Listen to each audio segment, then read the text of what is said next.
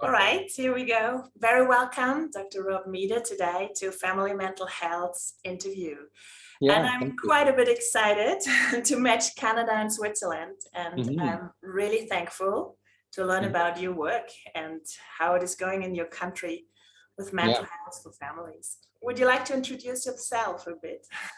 I will for sure. And thank you for inviting me, Danielle. It's my pleasure to talk to you today. And I think it points out too that this is an issue that's around the world. It's not just in Canada or in the United States or in Switzerland and Europe, but it's in Africa, it's in Australia, it's in Europe and North America. I mean, it's everywhere.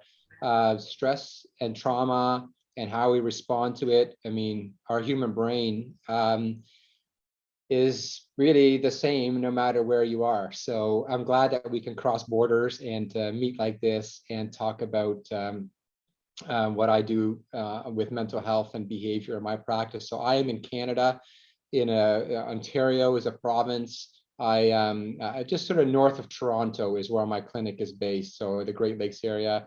It's winter time here. It's freezing cold, snow. We have a lot of snow on the ground right now, and trying to enjoy that. So I have a practice that's just in mental health and behavior. I'm a pediatrician and have been in practice now for getting close to 20 years Wow. of pediatric practice. It was always a very general practice, but in about 6 years ago, I switched over to more behavior and mental health only because the need was so great. Um, it's funny how in the medical world, we still separate artificially mental health and physical health. And oftentimes physical health gets very much prioritized and mental health becomes sort of the second rate, or second in line to physical health.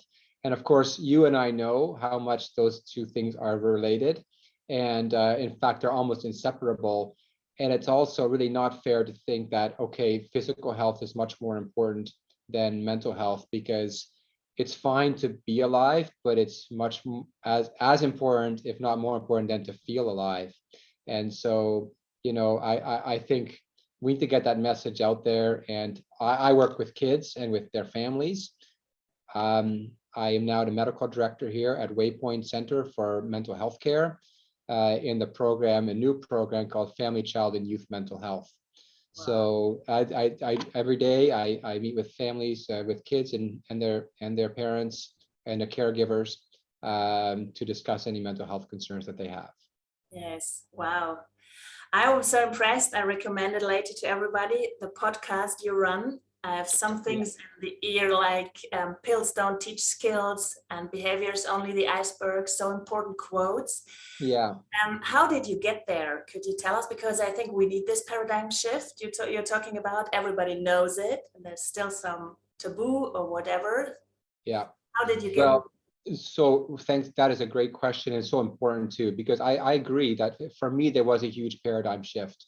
When I went through medical school, which was in the late 90s, the ACE study was out. So adverse childhood experiences study was out, but I never heard about it. I was not taught about it. In fact, I didn't hear about it till like 20 years later, which just goes to show you that, there was the medical model of seeing disease and then providing treatment it works well for some physical ailments and diseases and disorders that are out there, but doesn't really work that well for mental health. And categorizing and classifying things, the DSM-5 manual, which is often still used to diagnose, I think has some really significant limitations, especially when it comes to kids who are developing. Families sometimes think that the ultimate goal is just to get a diagnosis and then that's it. Whereas, things are very fluid, things are very environmentally dependent. It's not like the child just has a diagnosis. Usually there's a whole family unit and a community involved and all the environmental factors that probably play as much or more of a role in the behavior that we see in the child.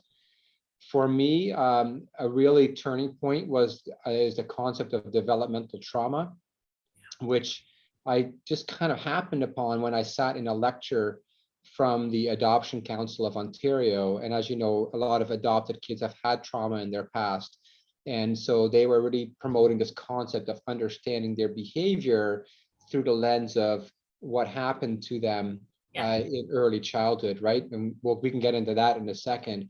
But at the same time, I was reading Ross Greene's book, The Explosive Child, and understanding behavior, not just as like kids just trying to be difficult and, trying to upset their parents and being mean, but really like what you just quoted, um, that, kids will do well if they can. Yes. And so I think that just changes lenses. Ross Greene talks about how we need to just change lenses and change how we view things. And at the same time, I was reading Bruce Perry's work, The Boy Who Was Raised as a Dog and Born for Love. And again, this whole concept of developmental trauma in his latest book, What Happened to You with Oprah Winfrey, is really like not so much what's wrong with you, which is very much a medical model approach, but what happened to you. And if you start seeing kids with behavior problems, you understand very quickly that there's often a backstory, and a backstory sometimes goes back generations. And we see this, cycle, this transgenerational cycle.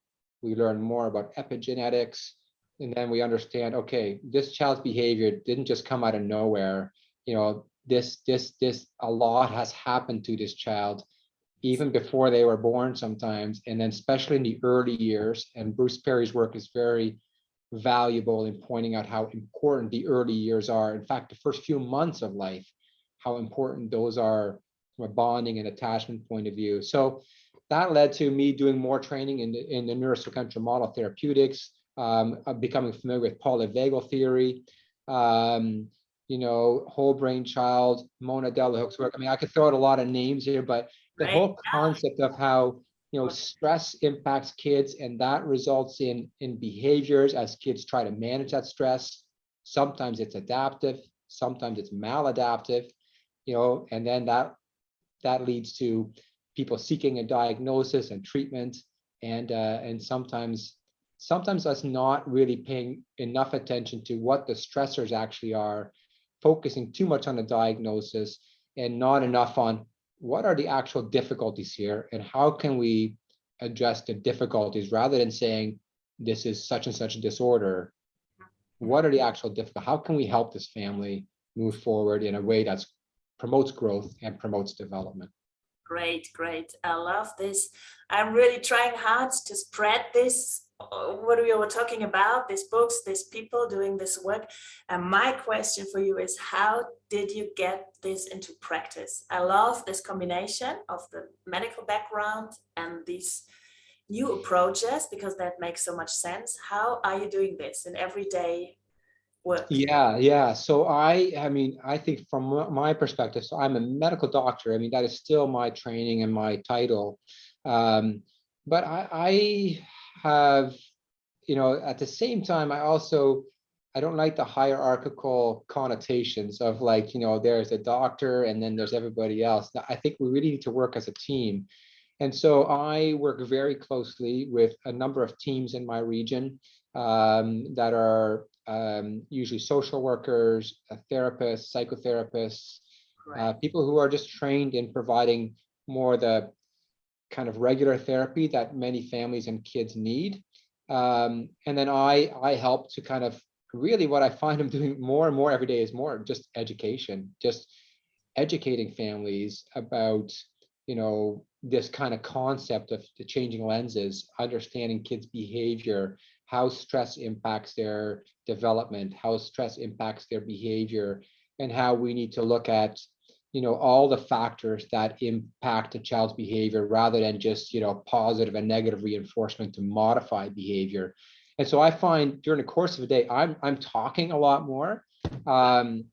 It's not to say I don't use medications. I mean, that is still a tool that, it can be a very useful function, but the focus has shifted from like diagnosis medication to more like, what are the actual problems from a holistic point of view, and who can help with that? A therapist, a dietitian, a social worker, a teacher. If we all look at it through the same lens and the same perspective, we're going to make much, much more impact in the long term on the physical and mental health of these children and their families. Great. So to answer your question, Dan, is that we work as a team. Yeah, I don't work by myself, and I couldn't do this work by myself. And so a lot of it is educating families one at a time. I also talk a lot and I speak a lot on these topics. I have my podcast that, often I'll get some guests on to speak on these types of topics as well. So yeah, great. that's how we do it. Great people on your podcast. Wow. I Oh, will, thanks. everybody. I looked at it before again. And how do you, with your team, integrate the families, the parents? I mean, could you tell an example, maybe for a child with panic attacks, or do you educate them how to co-regulate, or what are you doing? Yeah, that's a great concept too. We talk a lot about attachment and anxious attachment and co-regulation, attunement. I Yeah. mean, these are all just such important concepts. And it's interesting because I think psychologists and therapists are starting to get this more and more, fortunately, right? So we're all talking the same language, we're all working from the same playbook. And that means parents are getting consistent messages.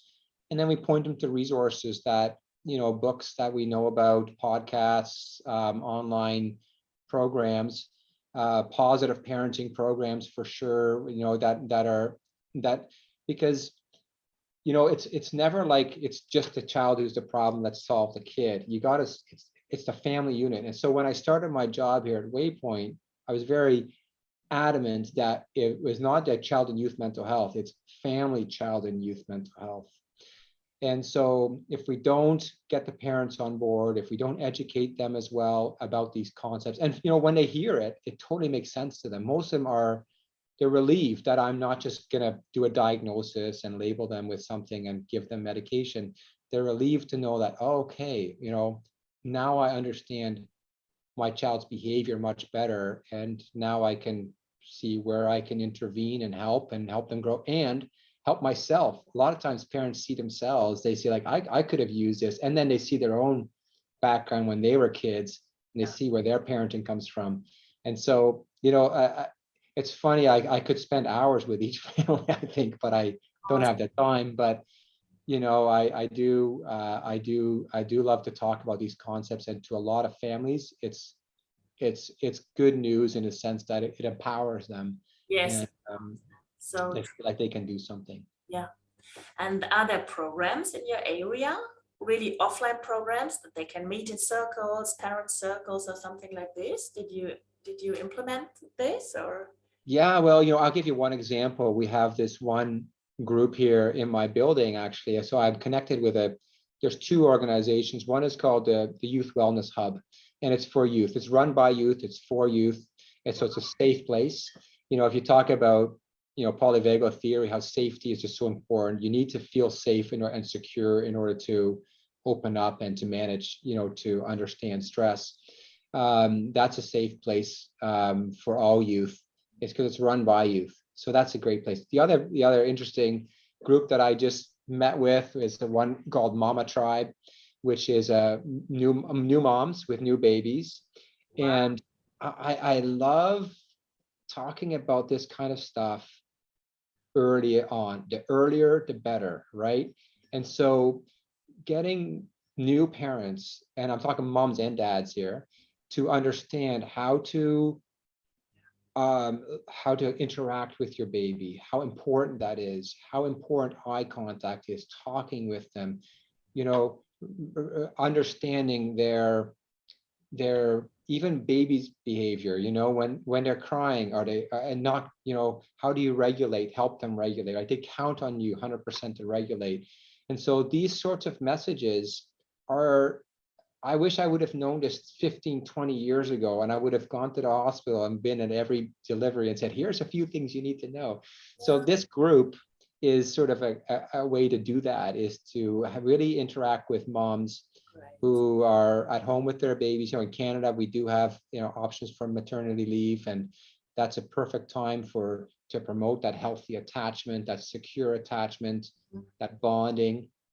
And so this group was great to talk to, with all these moms, and they were so great. And We Wow. talk about sleep and co-regulation. We could talk about, babies that are colicky and crying, and what does that really mean, and how they are communicating through their behavior, eye contact, language development. Like if you can get it at that stage, you can cause Yes. such Gold. massive improvement, decades and for the rest of their lives. Yes. So might as well start early. I love it. I saw you had Edgetronic on your podcast, and Yes. recently I showed a group of mothers I was working with the video, the still face experiment. I mean, it changed everything just to see this, and everybody said, "Wow, I would have known that before." Yeah, Yeah, it's right. funny. Well, I showed this mama tribe the exact same video. I I showed know. it that, and I said, look how important it is, Yeah, that, and just even for them to hear that we don't need you to be the perfect parent. no, Nobody is going to be a perfect parent, but if you can, you know, attune to your child, and then, but when it's ruptured or when there's been a disconnection, you repair it. The repair is often more important than the rupture. right. Your child can really grow from that, and that's Edtronic's message, right? Like and Claudia Gold, I mean, main concept is, it's mismatch and repair, mismatch and repair. But if you'd like, if there's a mismatch in your connection, in your attunement, in your co-regulation that doesn't get repaired, that's where the damage happens, right? That's where the maladaptive, poor defense mechanisms, the maladaptive coping strategies all develop when there's been no repair of mismatch. Yes. And in the rupture repair process, you develop resilience. I mean, that's it. It's Totally, totally. yeah, Yeah, and it prepares you for the real world where there is going to be these mismatches, right? All the time. And to know that you have a parent and a family unit where, mistakes are made, but then we repair it. Mistakes are made, and then we grow. That is healthy. That is good for your brain. That's healthy stress. yeah, great. Thank you. Yeah. Great.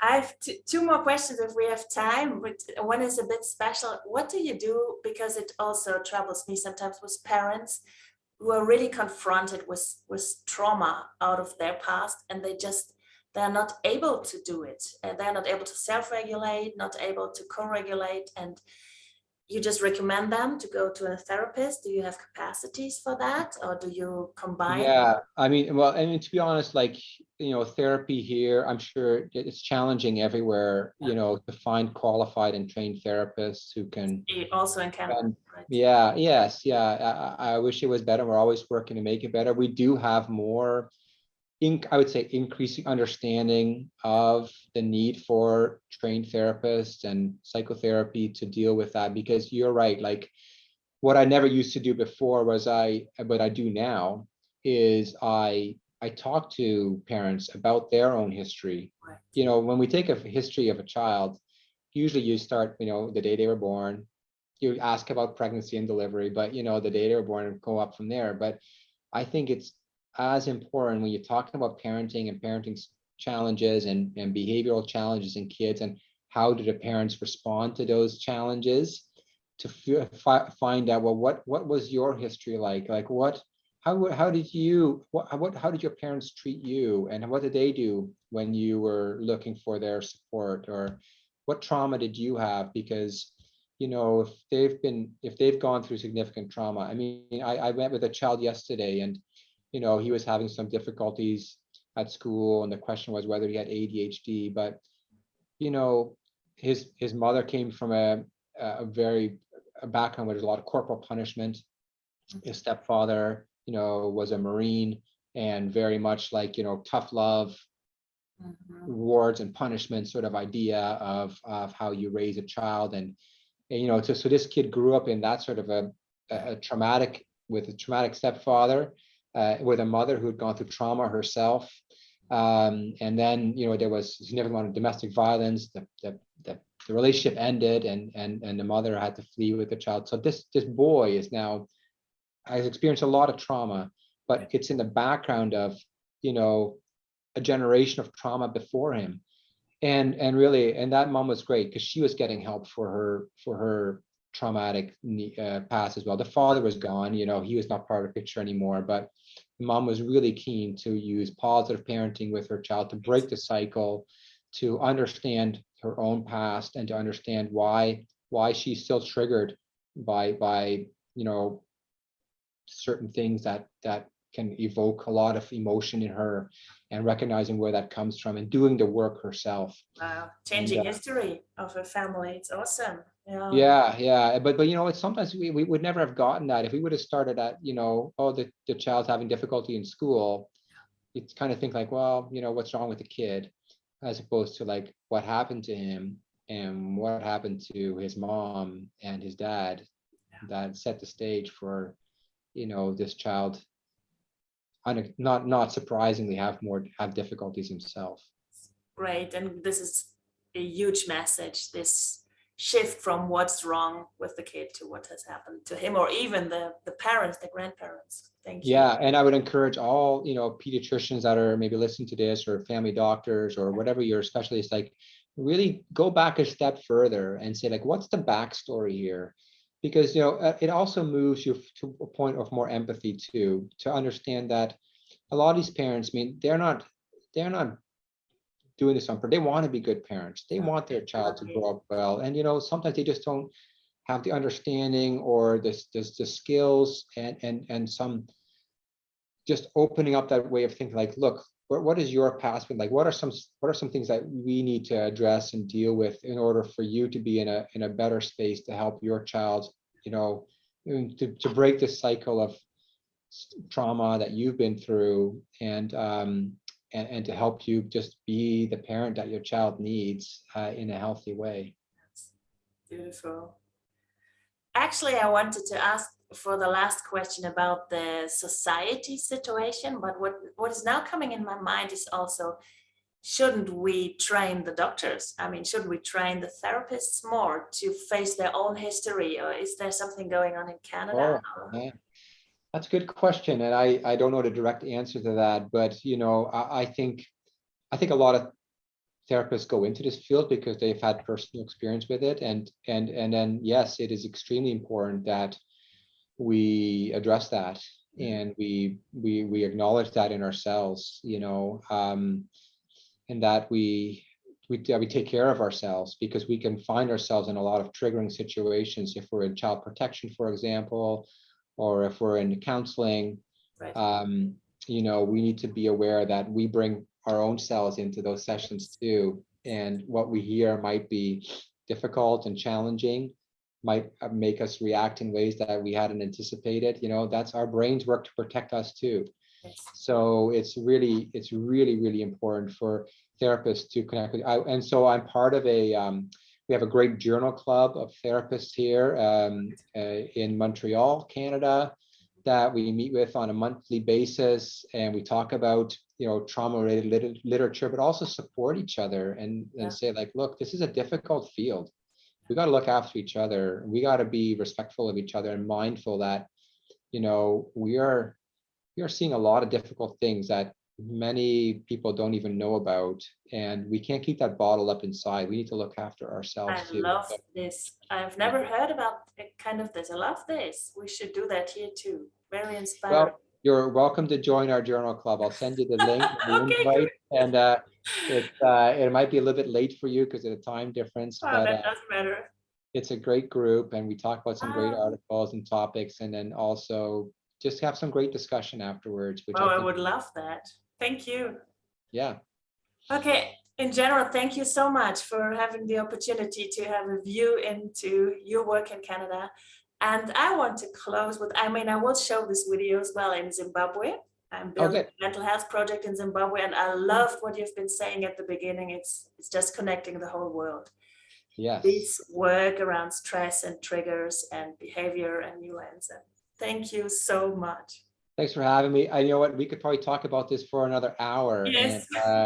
it is, it's hard to do it justice in just a half an hour, but I hope it maybe, tweak some people to think about things a bit differently, or to maybe pursue some other areas of training like I have myself. There's lots of great courses out there that I know, lots of trauma courses, Bessel van der Kolk and Daniel Levine, and so many others in the field that offer some great training on this, and then you can use those concepts to talk to families. I think it really resonates with families in a way that stigmatizes a lot less and helps them to understand themselves and their children in a healthy way that promotes growth. Good point for the end. I think we should encourage everybody to do the same. For me, it changed everything. I really, Yeah, me I'm really too. Me thankful. too. Yeah.